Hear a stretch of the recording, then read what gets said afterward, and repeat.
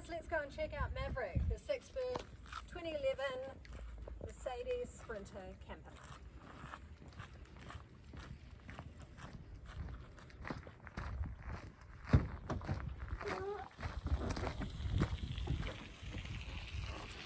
Up in here it's an automatic transmission and 2.5 litre diesel, does about 500k to a tank of diesel, remembering that it does take diesel.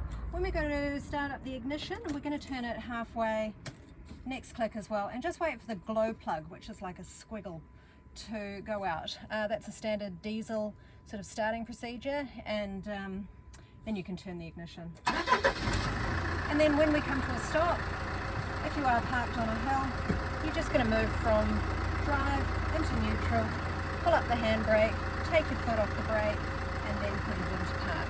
Again, just making sure that that weight is on the parking brake and not the transmission. There's a reminder on the arrival checklist for that, and there's also a departure checklist which will cover off some of the things that we're going to go and do now. Let's get into the camper side of things.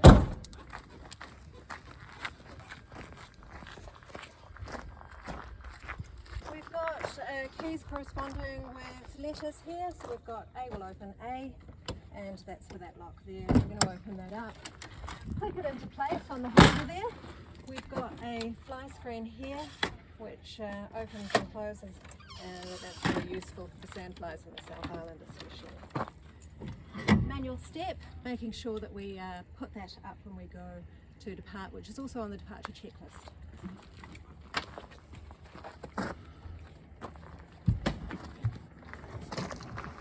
Inside,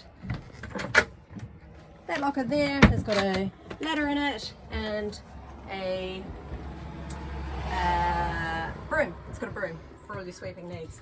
So we've got the dinette here, which also turns into a double bed, and then up behind you is the king bed, which is made up for 2 children at the moment, and then behind me is the queen bed with an inner spring mattress, which is also made up. So we've got fly screens on all the windows, and we've got a cooker over here, a gas cooker, 4-burner. In order to get this going, the igniter is here for the gas, and the gas locker needs to be turned on for cooking to happen. Just need to make sure that when you're using the grill under here, I popped a tea towel there so that it doesn't rattle when you're driving along, but obviously that needs to come out. That bit needs to go up because the heat created will actually cause that to shatter if it gets too hot. We've also got a microwave that is powered when you're connected to shore power, but it can also be used for very short cooks with the inverter of the house battery. So that can be connected, instead of it connected into the wall, it can be connected to the extension lead up here, which will run to there if needed. We've got a few supplies up there and storage lockers back here as well. So we've got a fridge here, which is this part up top is on vent at the moment. You can see that the fridge is slightly open. What we'll do is lift it up like this to open it, and if it's going to be in use, then we change it from vent so that it can be shut completely, and that gets switched on over here at the main power board. So when you come in, lights, fridge, water pump and stove ignition are all things that you want to be switched on. When it comes to showering, we'll also put the water heater on. So you can see that the water heater light comes on, and once the pilot light ignites, that water heater light will go off. Now it may come on again, that's because it hasn't yet ignited, and it will continue to go on and off. It's just gone off now, and that takes about 15 minutes for that water to heat, which is great for dishes and obviously showers as well. When we were having a look at that board, we can see that there's a digital display for the amount of power that we have in the system currently. So you can see that there's 99% if we go down and have a look. and we really don't want that to get below sort of 75% on that. So anything around the 80% mark, you do want to go and get some power, because you're obviously not getting enough solar for your needs. Right, we've got a heater here. This is a diesel powered heater. It does go on just by holding your finger on that power button. We've got the fan speed at 1 presently. That adjusts the fan speed, and then that's the temperature, so you can adjust that as well. All right, and that turns it off. So that's really good at this time of year, because the blankets that you have on board may not be quite warm enough for the real changes that we experience here, especially in the bottom of the south. So we've got the bathroom here. It's a Thetford flush, so we can use that to flush, but the operation is to open it up, do your thing, flush, and then close. Shower is here. This is a sink for washing your hands afterwards, and the shower can be adjusted up and down. All fairly self-explanatory. If there is a little bit of blue at the bottom here, it is because the flush reservoir has been overfilled.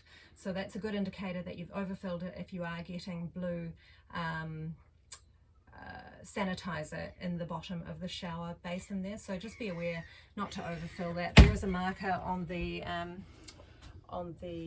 filling indicator, and we'll go and take a look at that now. All right, we've got keys.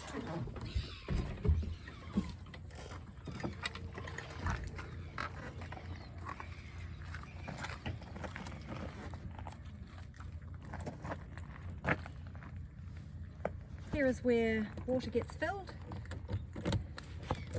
and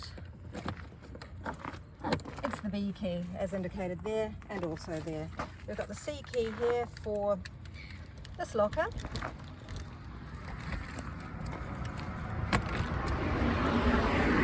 A little wee table in there, but importantly this is our hose for filling at potable water stops. It's important that the hose stays on this side, because that's where the clean happens, and then we don't get any cross-contamination from your waste, which is on the other side.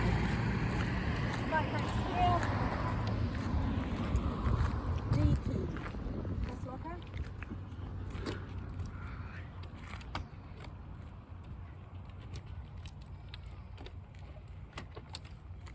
Alright, dustpan and brush. Grey water waste, so that is for using dump stations.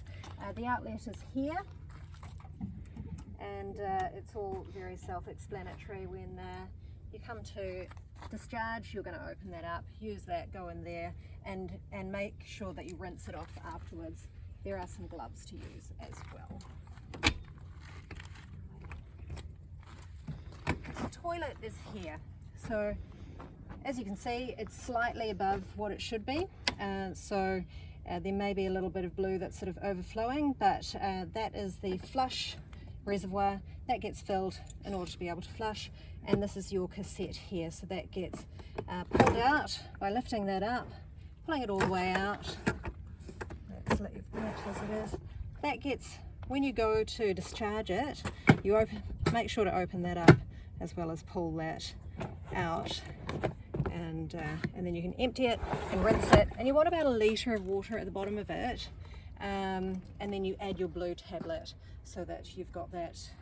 We don't bother locking that because, well, nobody's really interested in taking that sort of thing. So again, we've got the B key. This is for shore power, so we'll open that up, and when you do go to a campground that you want to get shore power from, there's your plug there. B key is kind of the one really, because that also does your gas. So when you do go to cook, gas is in off position at the moment, and you open that up and then close your locker and you're ready to cook. You want to be travelling with that off. I think that's just about it for the handover of Maverick the camper. So my only hope is that you have a wonderful time, that you enjoy it as much as I do, and please take care of her, because she's a wonderful machine. All right, cheers.